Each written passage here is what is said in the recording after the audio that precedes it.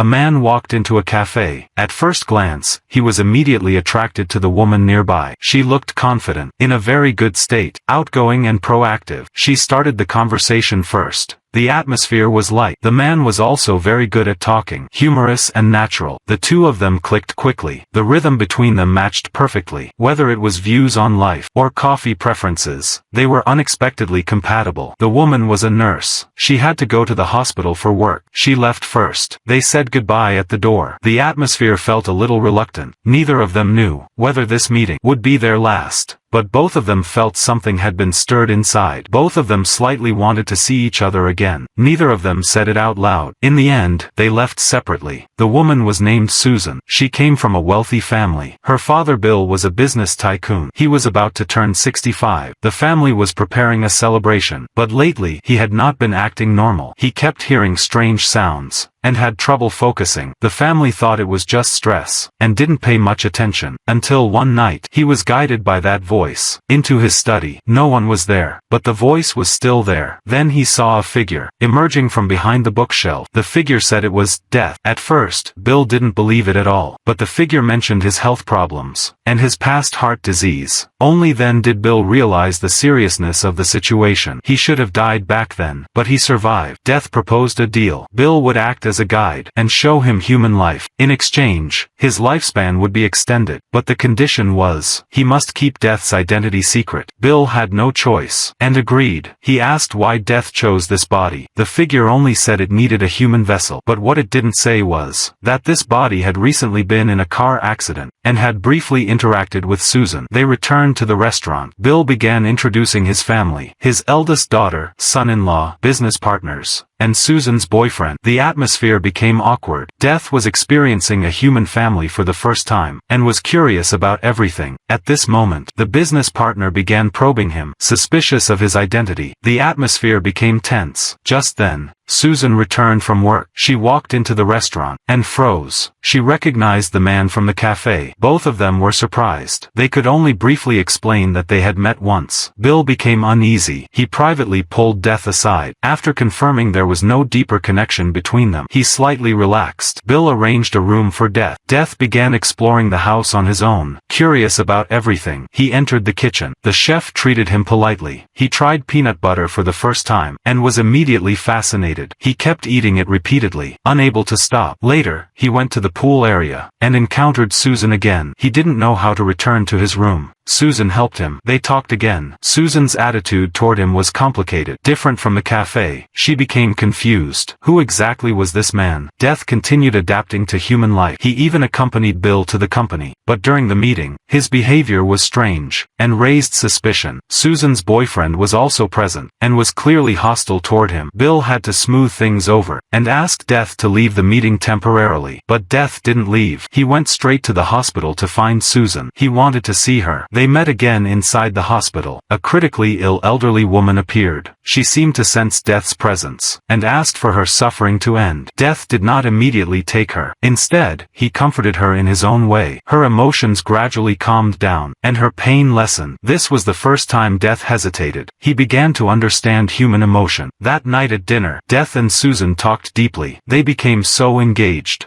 that they ignored Susan's boyfriend. The boyfriend lost control emotionally, and exploded. The relationship ended on the spot. Susan also began to waver. She became more and more curious about Death, and increasingly drawn to him. Later, she confessed to her father that she had fallen in love with someone, but she did not say who. Bill supported her, and told her to choose for herself. Death and Susan's relationship continued to grow. They spent more and more time alone, talking in the study. The atmosphere became increasingly intimate, but Death's identity remained hidden. Meanwhile, Bill's condition worsened. Death was getting closer, and the human experience plan was becoming more complicated. The next morning, Death was still adapting to human life. He went to work with Bill. For the first time, he experienced ordinary daily life. He chose to walk instead of taking a car. Bill was helpless, but went along with him. At the company, A meeting began. Death's presence caused tension again. He spoke strangely, and behaved unnaturally. People began to doubt him. Susan's boyfriend was also there, and openly hostile. The situation became awkward. Bill had to intervene again, and ask Death to leave. But Death instead went to the hospital. He went to find Susan. She was surprised and didn't know why he came. They started talking. At that moment, a critically ill patient arrived. Her condition was severe, and she was in great pain. The patient looked at Death, as if she recognized something. She asked for her suffering to end. For the first time, Death did not respond immediately. He paused. He did not take her life, but instead calmed her. Her pain gradually eased. This experience changed him further. That night at the restaurant, Death and Susan talked for a long time, but Susan's boyfriend was present, and clearly unhappy. He finally exploded, and ended everything. Susan did not stop him. Instead, she became even more focused on Death. Later, they talked and read together. The atmosphere became increasingly romantic, but Death's identity was still hidden. Susan became more emotionally attached, but also more confused. Meanwhile, Bill's condition worsened. His heart problems became serious. Death was getting closer, and his presence began affecting everyone. Susan and Death's relationship continued developing. Emotions intensified. Feelings became clear. Susan had fully fallen for him. Death was also being influenced, but still didn't know how to handle these feelings. Bill became suspicious. He grew increasingly uneasy about Death, especially regarding his daughter. He wanted to stop the relationship, but couldn't explain why. Susan finally confirmed her feelings. She broke up with her boyfriend. Then she went to Death, and approached him directly. Their relationship was officially established, but Bill saw everything, and became very tense. He realized things were getting out of control. Death also began to change. He was no longer just observing humans. He was participating in emotions, but he still didn't understand what it meant. Soon, Bill's birthday arrived. A grand party was held. Many guests attended. Bill gave a speech, reflecting on his life. The atmosphere was formal, and felt like a farewell. He already knew his time was running out. During the party, Death appeared. He told Bill that their agreement was about to end. Bill's time was up, and Death had to fulfill his promise. But then he made a new request. He wanted to take Susan with him. Bill refused immediately. The argument escalated. It was their first direct conflict. Bill believed this was not love, but possession. Death began to waver, and questioned what love meant for the first time. Meanwhile, Susan still did not know the truth. She only knew she wanted to be with him. She made the same choice, and said she was willing to go. Death finally decided to reveal everything. He told Susan the truth. He revealed his identity. Susan fell silent after hearing it. Then she responded. She admitted that what she loved was always him, not his identity, not Death. Death understood. She had loved the human body's original presence, not him. For the first time, he felt loss. And for the first time, he understood what it meant to not be able to have something. He chose to let go, and returned to Bill, to complete the original agreement. The birthday night continued. Fireworks lit up the sky. Bill and Susan danced one final dance. The atmosphere was calm. It was a moment of farewell. Bill had accepted his fate, and gave his final time to his daughter. Death watched from the side. For the first time, he did nothing. He simply observed. Human emotion had changed him. Before the party ended, Bill walked toward a bridge.